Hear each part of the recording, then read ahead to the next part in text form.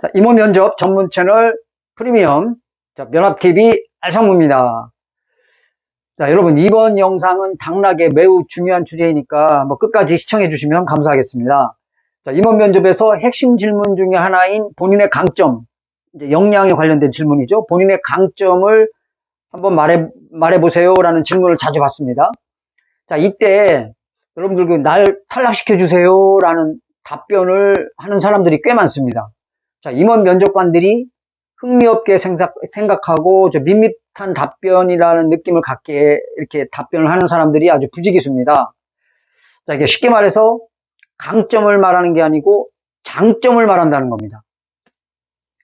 자, 예를 들면, 자, 의사소통 능력이 좋고, 대인관계가 좋고, 글로벌 감각이 뛰어나고, 또는 코칭 능력, 협업 능력이 좋습니다라고 이렇게 자기의 장점을 말한다는 겁니다. 자, 여러분 제발 이렇게 답변하지 마십시오. 이게 그러니까 남들도 다 있는 장점을 이제 말하니까 임원 면접관들이 매력을 별로 못 느끼고 어떻게 생각을 하냐면, 이 친구 또 똑같은 소리 하네라고 이런 이제 오해 아닌 오해를 하면서 이제 다음 사람에게 질문을 넘기거나 아니면 질문을 더 받지 못하는 병풍 탈락각이죠. 탈락각이 이제 되어버립니다. 자, 본인의 강점에 관련된 질문을 받았을 때는 자기만의 강점, 즉 필살기를 말해야 합니다.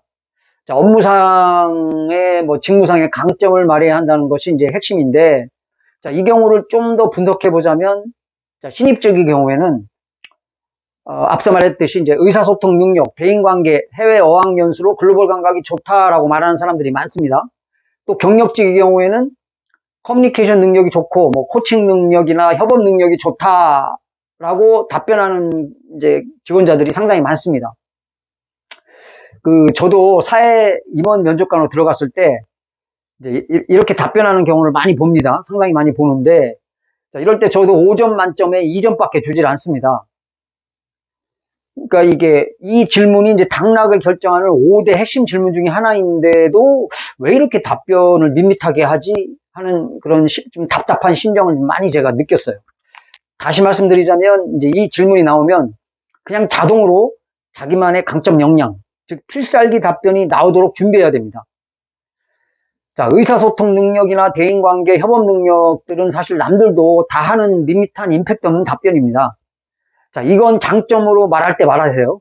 장점으로 말할 때 이렇게 말하면 되고, 그럼 필살기 강점은 어떻게 답변을 해야 될까요? 자, 학교나 기관, 단체 등에서 이제 자기만의 경험, 즉 제안과 성과를 구체적으로 설명하는 방식으로 말해야 되는데, 자, 이해를 돕기 위해서 제가 이제 맞춤 컨설팅에서 이제 합격한 구독자분의 강점 필살기를 가지고 왔습니다. 자, 그 답변을 한번 제가 말씀드려 볼게요. 산학협력 프로젝트 시에 차량의 직진 주행 성능을 향상시키기 위해서 캐스터 각도를 변경하도록 제안 설계하여서 성능을 2배 향상시켰고, 이 브레이크 디스크의 크기를 수정함으로써 제동 성능과 안전 성능을 향상시켜서 전국 자동차 대회에서 동상을 수상한 경험이 있습니다. 자, 또 한 번의 사무직의 사례를 한번 말씀드려 볼게요. 자, 인턴 재직 시 기업 분석 스터디에서 회계 재무 지식을 실제 기업의 재무제표에 적용하여 분석하는 능력에 길렀습니다.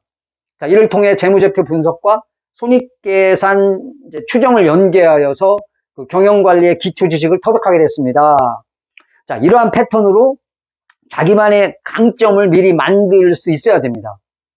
자, 좋은 성과를 냈던 성공 경험이나 창의적인 제안을 내어 어려웠던 일을 극복한 경험, 또 이를 통해 얻은 점이나 배운 점이 바로 본인만의 필살기 강점이 되는 겁니다. 자, 바로 이걸 이렇게 장착해서 최종 면접에 임하면 제가 늘 말씀드린 면접을 자기 페이스로 끌고 갈 수 있고 합격의 목표를 달성할 수 있는 겁니다. 그리고 이제 제가 스페셜 꿀팁을 하나 좀 드리면서 덧붙이자면, 자, 위에서 말한 답변 사례를 여러분 플랜 A라고 생각하고 간단히 이제 미리 작성해서 이제 장착해 둔 다음에 좀 더 상세하게 풀어서 설명한 플랜 B를 따로 만들어주면 아주 합격에 도움이 됩니다. 자, 이렇게 하는 이유는 핵심 답변을 듣고 면접관이 구체적으로 추가 질문하는 경우가 있기 때문입니다.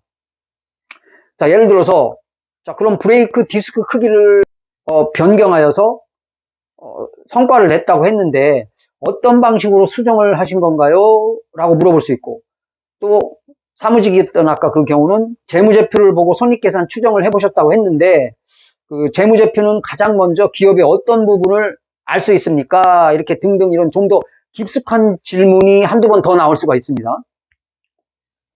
자, 그래서 그에 대한 대비 차원으로 이 플랜 B 답변도 따로 준비해야 되는 것이 바로 이 그 디테일하게 그 작성을 한 번 더 해야 되는 그 플랜 B를 이제 뜻하는 겁니다. 자, 그럼 임원 면접관은 어떻게 생각하냐면, 야, 이 친구 제법이네. 나중에 일 잘할 것 같은데? 라는 생각이 그 임원들의 머릿속에 이렇게 공통적으로 각인 이제 되게 됩니다. 자, 이게 사실 플랜 A만 만들어 놓으면 플랜 B를 답변하는 게 이제 그렇게 어렵진 않습니다. 자기가 해본 업무 경험을 좀 더 자세히 설명하는 것이기 때문에 술술 나올 수가 있어요.